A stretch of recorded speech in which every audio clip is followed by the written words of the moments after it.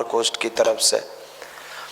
अभी आपको बताया जा रहा था साधना, स्वाध्याय, संयम और सेवा। ये देखने में लगता है कि करने वाले लोग बाबा हो जाते होंगे। साधना भी बाबा का काम, स्वाध्याय भी। अभी तो आपके पास बहुत ऑप्शन है। रील्स चलाना है, फेसबुक पर वीडियो बनाना है, अपलोड करना है, इंस्टाग्राम चलाना है, ट्विटर पर कुछ ट्वीट करना है। इस स्वाध्याय क्या होता है? संयम ही सब अभी से करेंगे तो बुढ़ापा में क्या करेंगे? और सेवा तो खैर आज का युवा इतना सेवा भावी है, इतना सेवा भावी है कि मत पूछिए। सेवा तो इतना है कि गार्जियन से एक बार पैसा मांगता है रीजनिंग के नाम पर, दोबारा फिर कुछ मूड बन गया मोबाइल खरीदने का तो कहा कि अभी भर्बल के लिए नहीं दिए हैं। उससे भी ज़्यादा मूड बनता है तो नन भर्बल के लिए। हमारे यहाँ एक गार्जियन आए थे, 10-12-15 दिन पहले की बात है। तो आए तो कहे कि सर आप लोग बहुत पैसा लेते हैं। लोग कहे आजकल पढ़ा, हमको नहीं पता था कि किस बारे में कह रहे हैं, क्या है, कैसे है। हम कहे पढ़ाई महंगा हो गया है, पैसा तो लगता होगा। नहीं, आप लोग थोड़ा ज़्यादा ही लेते हैं। तो हम कहे कि कितना लग गया है? तो वही 20-22 हज़ार रुपया लगा है।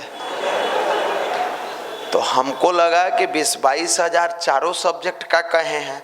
तो हम कहे इतना तो खर्च होगा, रीजनिंग भी पढ़ना है, मैथ भी पढ़ना है, इंग्लिश भी पढ़ना है, जीएस भी पढ़ना है, चारों सब्जेक्ट पढ़ना है, तो इतना तो खर्च होगा भाई। नहीं, आप खाली रीजनिंग में इतना लेते हैं। हम कहे कि भाई तो ज़बरदस्ती वाला बात है। कहे कि नहीं, आपको गलतफहमी हो गया होगा, आप दूसरे जगह चले आए हैं। नहीं, हमको गलतफहमी हो गया है, मतलब पैसा दे के हम बेवकूफ़ आदमी नजर आ रहा है। हम कहे ऐसा हम नहीं कह रहे हैं, हमारा बच्चा दिया है आपके यहाँ, जमा किया है। बोले ठीक है, जमा किया होगा तो कुछ स्लिप मिला होगा यहाँ संस्थान से, या आई कार्ड होगा, कुछ भी होगा यहाँ का, वो हमको दिखाइए। अगर आपका इतना ज़्यादा पैसा लगा है तो हम लौटा देंगे, जो यहाँ का फी है वही रहेगा, बाकी लौटा देंगे। गलतफहमी हो गया होगा स्टाफ लोगों से। तो हम जान रहे थे कि गलतफहमी कहाँ है। स्टाफ आजकल का ये लोग सीधा इतना है कि फी 20 हज़ार दे देगा जहाँ 5 हज़ार फी हो और 5500। तो जान रहे थे कि पहले बच्चा आए। हम कहे बच्चा को पटना है कि घर है? नहीं यहीं। हम कहे बुलाइए उसको। आया, जैसे अंदर आया, उसको कुछ नहीं पूछते ताछते तो बहुत कहानी करता है। एक तमाचा दिया खींच के, प्यार से पूछे कि पैसा क्या किया? तो सिर झुका के कहता है गर्लफ्रेंड का मोबाइल खरीद दिए हैं। तो सेवा तो आप लोग इस भाव से कर रहे हैं। गार्जियन भी धन्य हो जा रहा है। इतना सेवा भावी युवा नहीं मिलेगा, नहीं मिलेगा। अब ये आज कलयुग के हैं, बेटा कहिए, बेटी कहिए। अरे और सबसे बेहतर है कि कुछ भी करो टीचर के नाम पर डाल दो, क्योंकि हम लोग भी बदनाम ही घूम रहे हैं, कोई बात नहीं है। तो कम से कम ऐसी सेवा मत करिए। और ऐसे टीचर हम हैं भी नहीं, ऐसा नहीं चाहते हैं कि आप अपने गार्जियन को बदनाम करिए किसी भी लेवल से। जिस पिता ने आपको उंगली पकड़कर चलना सिखाया, हर कदम पर अपने संघर्ष किया, हर कदम पर अपने स्ट्रगल किया, कभी आपके सामने गिड़गिड़ाया नहीं। आप कहे पापा जीन्स चाहिए, ब्रांड का भले नहीं खरीदा लेकिन जीन्स जरूर खरीदा। पापा जूता चाहिए, ब्रांडेड जूता भले रिबॉक का नहीं मिला लेकिन जूता मिला आपको। पापा एडमिशन करा दीजिए, पटना में कैरियर बनाएंगे। हो सकता है कि बड़े लेवल का लॉज नहीं मिला हो, अच्छे लेवल का भोजन नहीं दिया हो, लेकिन लॉज और भोजन की व्यवस्था बनाई। उस पिता के लिए थोड़ा समर्पित होकर काम कीजिए, भाव से काम कीजिए। और सेवा क्या है? वर्तमान में हम लोग अगर पूछे सेवा किसकी करिएगा तो कोई कहेगा माता पिता का, कोई कहेगा देश का। जितना बेरोजगार आदमी है, रोजगार कुछ परसेंट को छोड़ के, उससे पूछिए कि किसकी सेवा करिएगा? देश का। जैसे रोजगार बनेगा किसकी सेवा करिएगा? देश कहीं जाए, अपनी सेवा करेंगे, खूब माल बनाएंगे। अभी इन लोगों से पूछिए आप किसकी सेवा करिएगा? माँ बाप का। शादी के बाद पूछिए किसकी सेवा करिएगा? जो पत्नी कहेगी भैया उसी का। हो गया माँ बाप का सेवा समाप्त। मेरे मित्र, अपनी सुधार संसार की सबसे बड़ी सेवा है। अपनी सुधार संसार की सबसे बड़ी सेवा है। आप अगर अच्छा हैं, गलत नहीं करते हैं, तो आप अपने माँ बाप के लिए भी अच्छे हैं, अपने मित्र के लिए भी अच्छे हैं, अपने समाज के लिए, अपने राष्ट्र के लिए, सबके लिए अच्छे हैं। अगर आप ईमानदार हैं तो केवल आप अपने परिवार के लिए ईमानदार नहीं है, आप अपने मित्र के लिए, समाज के लिए, संस्थान के लिए, ऑर्गेनाइजेशन के लिए, राष्ट्र के लिए, सबके लिए ईमानदार है। तो अपनी सुधार संसार की सबसे बड़ी सेवा है। एक ए और बी दो लड़के हैं, अगर ए नशा करता है तो वो कह सकता है कि हम अपने लिए कर रहे हैं, दुनिया को क्या जा रहा है, लेकिन उसके नशा करने पर जो उसके माँ बाप को तकलीफ पहुंचता है उसका ग्राफ कभी किसी ने नहीं नापा होगा। और अगर नापना हो तो जाकर पूछिए उस माँ से जिसका बेटा शराब पी के कहीं उलट जाता हो, जिसका बेटा नशा का शिकार होता हो, जिसका बेटा ड्रग्स लेता हो, जिसका बेटा 24 घंटा नशा में डूबता हो, उसकी माँ बताएगी कि उसके अंदर दर्द और पीड़ा क्या है, कष्ट कितना है, परेशानी क्या है। और जाकर एक उस माँ से मिलिए जिसका बच्चा दुनिया के किसी कोना में जाए और उसके माँ को भरोसा है, नशा तो दूर की चीज है, मेरा बेटा नशा के नाम पर सुपारी तक नहीं छू सकता है, उतना वो कितने गर्व से जीवन व्यतीत करती है। इसको कहते हैं अपनी सुधार संसार की सबसे बड़ी सेवा। क्योंकि आप अच्छे बनते हैं तो आपके परिवार में आपके पिता को नींद अच्छी आती है, आपकी माँ चैन और सुकून की जिंदगी जीती है। आप अच्छे बनते हैं तो आपकी अंतरात्मा को इतना खुशी मिलता है कि पढ़ने के बाद सूखी रोटी मिले या गर्म रोटी मिले, ताजी रोटी मिले या बासी रोटी मिले, जब बिस्तर पर जाते हैं तो आपकी नींद को भी सुकून मिलता है और तन को भी सुकून मिलता है और मन को भी सुकून मिलता है।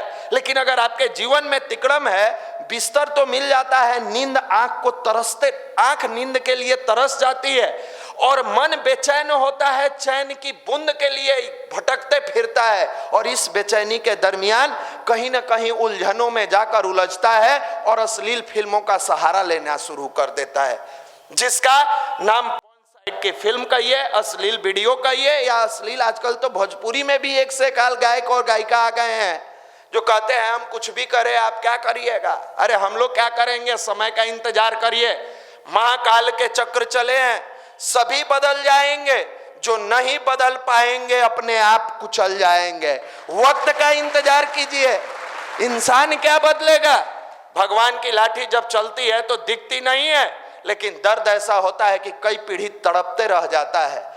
अब वो लोग भी अश्लीलता परोसते हैं, उस अश्लीलता में डूबने के बाद ये युवा पीढ़ी जो खास करके भारत राष्ट्र का, किसी भी राष्ट्र का भविष्य युवा पीढ़ी होता है, ये युवा पीढ़ी अश्लीलता में डूबने के बाद परमात्मा का दिया हुआ जो बॉडी में सबसे ताकतवर चीज स्पर्म वीर्य है, जिसको जीवनी शक्ति कहते हैं, उस जीवनी शक्ति को अनैतिक तरीके से गंदे नाले में बहाता है, अनैतिक तरीके से अपने बॉडी से बाहर निकालता है। और एक सादे पेज पर लिख के रख लीजिए कि चाहे जीवनी शक्ति किसी रूप में क्यों ना आप बर्बाद कर लें, जिसका जीवनी शक्ति बर्बाद होता है उसका शिक्षा और चरित्र दोनों बर्बाद हो जाता है। कोई नहीं बचा सकता है, ना आपके शिक्षा को कोई बचाएगा, ना आपके चरित्र को कोई बचा सकता है। क्योंकि जिस जीवनी शक्ति के बूते आपकी बॉडी में स्टेमिना आती है, जिस जीवनी शक्ति के बूते आपके मस्तिष्क में गेनिंग कैपेसिटी बढ़ता है, वाणी में ओज और ललाट पर तेज आता है, वो आज गंदे नाले में बहाते हुए युवा कहता है हम अपने डिप्रेशन को दूर करने का एक माध्यम बनाए हैं। ये बिल्कुल गलत है, ये गलत है। आप डिप्रेशन को दूर नहीं कर रहे हैं, बल्कि 1% डिप्रेशन को दूर करने के लिए 100% डिप्रेशन का चादर ओढ़ रहे हैं। और इसी को ठीक करने का काम संयम करता है। संयम, विचार संयम, वाणी संयम, अर्थ संयम, अपने बॉडी में जो जीवनी शक्ति है वो संयम के माध्यम से, यह संयम हमारे कह देने से आपके अंदर आ जाएगा नहीं। इस संयम को लाने का जो विज्ञान है वो भारत का अध्यात्म है। भारत का अध्यात्म मतलब ध्यान, मेडिटेशन। जब आप मेडिटेशन करते हो आपकी कंसंट्रेशन बढ़ती है, और जब कंसंट्रेशन बढ़ती है तो बुराई के बजाय अच्छाई के तरफ अपने आप चलने लगते हैं। सत्कर्म कुकर्म के बजाय सत्कर्म को अपना साथी बना लेते हैं, सही राह पर चलने लगते हैं, कुमार्ग की बजाय सन्मार्ग पर कदम धीरे धीरे बढ़ने लगता है।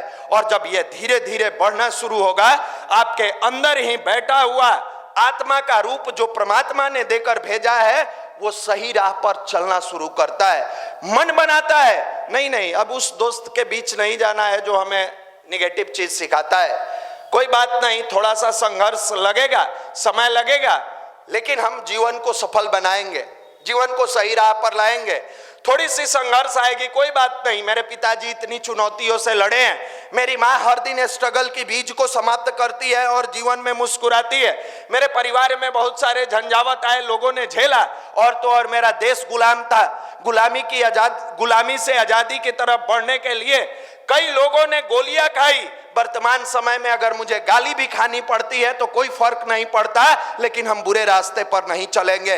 ये जिस दिन हौसला युवा के अंदर आता है, वो मुस्कुराते हुए कहता है माय रंग दे बसंती चोला। फिर वो हताश और निराश नहीं होता है, फिर उसके जीवन में जो संघर्ष की कहानी आती है, संघर्ष के सोपान पर अपने कदमों को मस्ती से लेकर आगे बढ़ता है, तो बस एक ही प्रार्थना करता है ईश्वर से, हे मालिक, न मैं रहूं न मेरी आरजू रहे, बस तू रहे, तेरी आरजू रहे। और जिस दिन ईश्वर पर समर्पित होकर और ये युवा पीढ़ी काम करना शुरू करती है, आज भले ही डरे हैं, आज भले ही सहमे हैं, आज भले ही 24 घंटा में 2400 बार निगेटिविटी आती है, लेकिन कल उस अभिमन्यु की तरह आपका भी नाम सुनहरे पन्नों में लिखा जाएगा। उस भगत सिंह की तरह दुनिया आपके नाम की माला जपेगी, चंद्रशेखर आजाद की तरह आपकी वीरता का गुणगान किया जाएगा, सुभाष चंद्र बोस की तरह आपके अंदर की जवानी सही राह पर लाएगी, विवेकानंद की तरह भाव विह्वल होकर आप देश के प्रति समर्पित होकर सोचिएगा, परम पूज्य गुरुदेव की तरह ममता की सागर बन के लोगों की सेवा के लिए अपने आप को मिटा दीजिएगा। कभी इसकी चिंता न करेंगे कि हम कहां जा रहे हैं और कैसे जा रहे हैं। इसका नाम संयम है। और ये आता है, कैसे आता है? हम लोगों ने तो 5 दिन का पर्सनालिटी डेवलपमेंट कोर्स करा कर देखा है, जिसका नाम पीडीसी है, पर्सनालिटी डेवलपमेंट कोर्स। 5 फरवरी से फिर हम लोग शुरू कर रहे हैं। 5 फरवरी को फॉर्म भराएंगे, 6 फरवरी से पीडीसी का कोर्स शुरू होगा। 5 दिन का ये 10 क्लास बिल्कुल निःशुल्क में होता है। 80 भाई पटना के और 20 भाई बाहर से, मात्र 100 भाइयों का फॉर्म भरवाते हैं हम लोग, बिल्कुल निःशुल्क में होता है। 2 समय बुलाते हैं, सुबह 7 से 8:30, शाम में 4 से 5। सोमवार से शुरू होता है, शुक्रवार को समाप्त कर देते हैं। सोमवार को शुरू होगा संकल्प के साथ, आपका ध्यान का संकल्प होगा, संकल्प के बाद योग कराया जाएगा। 30 मिनट का योग क्लास होता है, जिसके माध्यम से बताने का प्रयास किया जाता है कि योग से निरोग कैसे रहे। आज भाग दौड़ की लाइफ में हम अपने शरीर को समय नहीं दे पाते हैं, जिसके कारण बीमारियों का इनविटेशन कार्ड बार बार हम भेजते हैं। हम लोग सिखाते हैं बहुत बड़ा योग ना करिए, लेकिन प्रज्ञा योग के माध्यम से, योग के माध्यम से निरोग कैसे रहे। फिर 5 मिनट की सिंगिंग थेरेपी, जो आप आजकल न जाने कौन से अश्लील गाने में डूब जाते हैं, अश्लीलता में डूबते हैं। अपने यहाँ जब भाव से भाई लोग बजाते हैं, आप आंख बंद करते हैं, चलेंगे हम जगत जननी तुम्हारे ही इशारों पर, न है चिंता की डूबेगी या पहुंचेगी किनारों पर। आपके अंदर भाव जगता है कि इस दुनिया में मेरा साथ कोई दे या ना दे, ईश्वर मेरे साथ है, परमात्मा हमारे साथ है। और परमात्मा कौन? विश्वास, बिलीव की ताकत को ईश्वर कहते हैं। अगर आपको अपने आप पर जिस दिन विश्वास हो गया, इसका मतलब आपके अंतरात्मा में परमात्मा का वास हो गया है, और आप जो चाहिएगा, जैसे चाहिएगा, अपने बूते प्राप्त कर सकते हैं। इसी बात को तो स्वामी विवेकानंद जी ने लिखा है, मनुष्य अपने भाग्य का निर्माता स्वयं है, जो जैसा सोचता है करता है वैसा ही बन जाता है। आप सोचते हो हम लफुआ है, बन जाते हैं, कुछ दिन के बाद वही काम करते हैं। आप सोचते हो नहीं, मैं अपने परिवार का एक अमुक सदस्य हूं, मेरे पिताजी बड़ी ईमानदारी से यहाँ भेजे हैं। आप जितने लोग बैठे हैं, जब कभी हताशा निराशा मन में आए, अपने घर के तरफ एक बार झांक लेना। ऐसा नहीं कि बोरिया बिस्तर कस के घर चल देना, देखना, घर झांक कर देखना कि जिस समय तुम्हें नींद आ रही है, आलस आ रहा है, संघर्ष में समय घटा रहे हो, उस समय आपके पिताजी घर में से निकल के खेतों में जाके गेहूं में पानी दे रहे हैं, यूरिया छीट रहे हैं, कहीं मजदूरी कर रहे हैं तो कहीं मेहनत कर रहे हैं, कहीं कर्मचारी के पद पर हैं तो कहीं पदाधिकारी के पद पर है। जिस क्षण 16 साल 18 साल 20 साल के युवा के अंदर इस बात का भय है कि हम जीवन में सफल होंगे कि नहीं होंगे, उसी क्षण आप झांक कर देखना 50 साल 55 साल 60 साल का पिता मेहनत कर रहा है, मजदूरी कर रहा है, संघर्ष कर रहा है, और जब कभी मन में हताशा निराशा आता है तो आपके चेहरे को याद करके कहता है, तुझे सूरज कहूं या चंदा, तुझे दीप कहूं या तारा, मेरा नाम करेगा रोशन जग में मेरा राज दुलारा। आपके लिए कोई जी रहा है, आपके लिए मुस्कुरा रहा है, आप कर रहे हो सरस्वती माता विद्या दाता। विद्या तो दे ही रही है, आप ले कहां रहे हो? वो तो विद्या ददाती विनियम का पाठ जब आप पढ़ते हैं तो विद्या विनम्रता की तरफ आकर्षित करती है। आप तो उदंड हो, आपको कहां से विद्या मिलेगा? आप पहले विनम्र तो बनो। कभी भी रेतीली भूमि में जाकर फसल लगाने से पौधा नहीं निकलता है। फसल को मरुभूमि नहीं चाहिए, उर्वरा भूमि चाहिए, अच्छी भूमि चाहिए। मेरे मित्र, जिस दिन आपके अंदर ये उर्वरा भूमि वाला भाव आ जाएगा, दुनिया में कोई आपको आगे बढ़ने से नहीं रोक सकता है। दुनिया में आपको सफल होने से कोई नहीं रोक सकता है। इसका नाम संयम है, और यह हम लोग पीडीसी में सिखाएंगे। वहीं जो आधे घंटे के बाद संगीत होता है, फिर 55 मिनट का लेक्चर क्लास होता है, लास्ट में नाश्ते की सुबह में व्यवस्था होती है और प्रज्ञा पे का व्यवस्था होता है। शाम में फिर एक संगीत 5 मिनट का, 55 मिनट का लेक्चर क्लास, और फिर प्रज्ञा पे की व्यवस्था होती है। ये 5 दिन यानी सोमवार, मंगलवार, बुधवार, गुरुवार, शुक्रवार, 5 दिन का 10 क्लास हम लोग कराते हैं, फिर अनुभव लेते हैं। 15,000 से अधिक हैंड रिटेन अनुभव अभी हम लोगों के ऑफिस में सुरक्षित रखा हुआ है, जिसमें लड़के अपने दर्द को लिखे हैं, अपने कष्ट को, अपने पीड़ा को। कई भाई तो ऐसे लिखे हैं कि जब मैं पटना में आया था, इस चकाचौंध की दुनिया में मुझे कुछ मालूम नहीं था। मेरा मित्र मेरे कमरे में आया और अश्लील वीडियो मेरे मोबाइल में देकर गया। मैं पहली बार देखा, मुझे अच्छा लगा।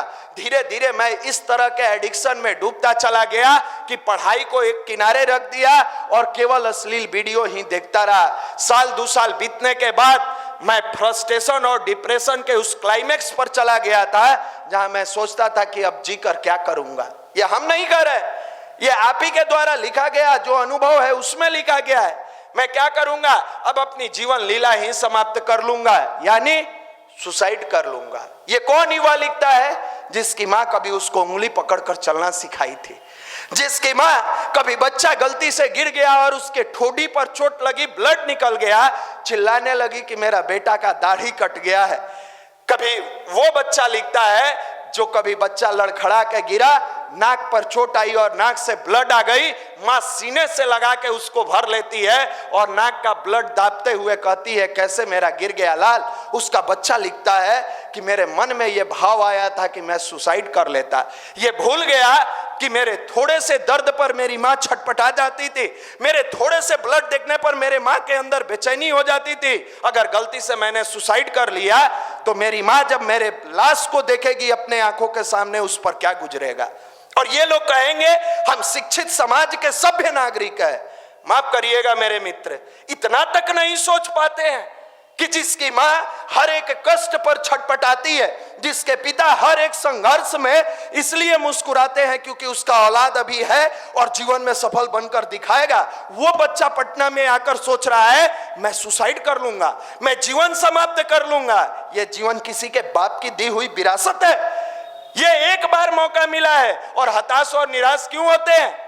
यहां तो हमारे देश में ऐसे ऐसे जवान थे जो परिवार की इज्जत के लिए 14 साल का अभिमन्यु, ये जानते हुए कि क्या होगा अंत में मौत आएगी, फिर भी फिक्र नहीं करता है और चक्रव्यूह में समा जाता है।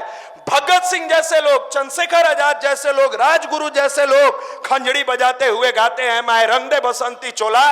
विश्वास नहीं होता उस राष्ट्र का युवा ये कहता हो कि मैं डिप्रेशन में चला गया हूं और अपने परिवार के लिए नहीं सोचते हुए लिखता हो कि मेरा मन सुसाइड करने को कर रहा है।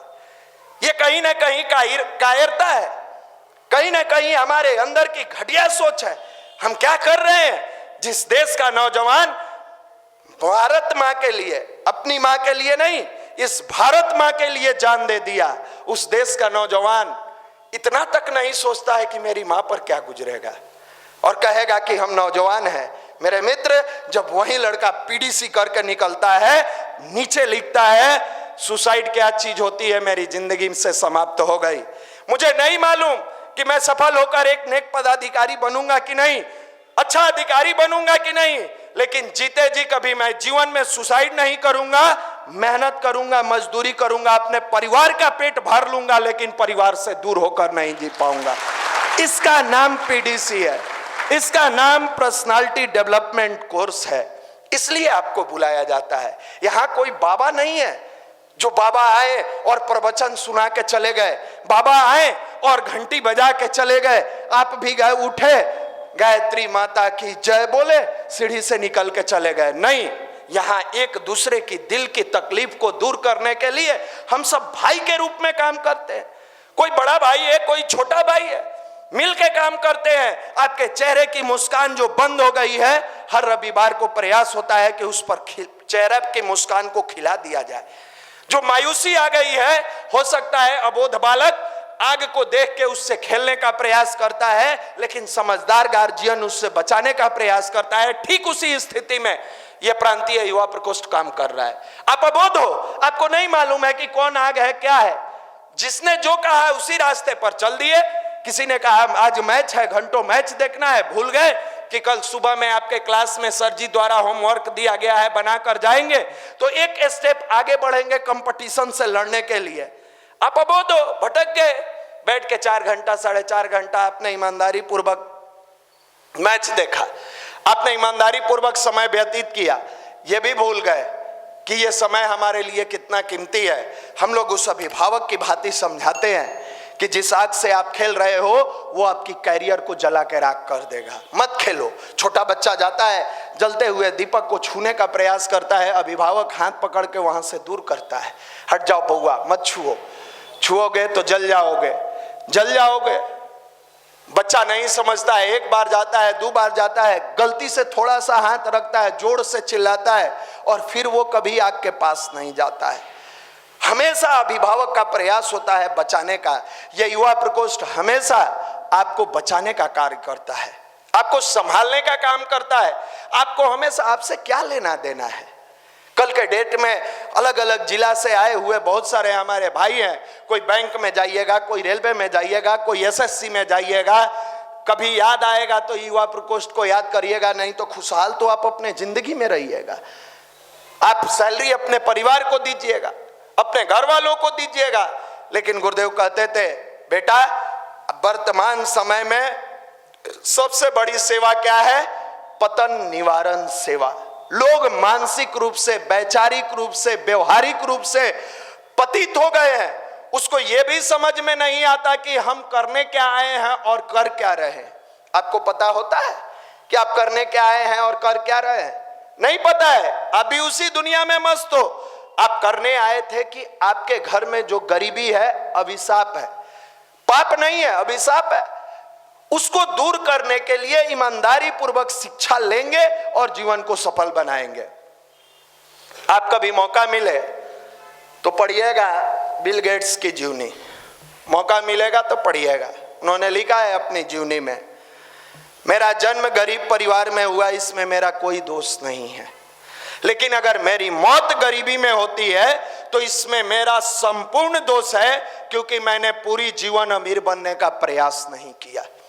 आप पढ़िए उनकी जीवनी, आप उसके लिए आए हो, उस चीज के लिए आए हो। भैया आप लोग समझाते हैं तो अच्छा लगता है, बाद में मायूस हो जाते हैं। इसी के लिए तो स्वाध्याय है। स्वाध्याय का मतलब क्या होता है? अच्छी पुस्तकों का अध्ययन। बहुत सारा भैया का लेक्चर यूट्यूब पर है, बहुत सारा अपने AWGP पर जिनमें भैया का लेक्चर है, बहुत सारा हमारे गुरुदेव की किताब है। आप में से जिनको हताशा, निराशा, फ्रस्ट्रेशन, डिप्रेशन इस तरह की बीमारी आती हो, आप कुछ मत करिए, अपना यूट्यूब पर भैया का बहुत सारा लेक्चर है। एक वीडियो प्रत्येक दिन, एक वीडियो प्रत्येक दिन। हम बहुत दिन का बात नहीं कर रहे हैं, 90 दिन कंटिन्यूअस देखिए भाव से।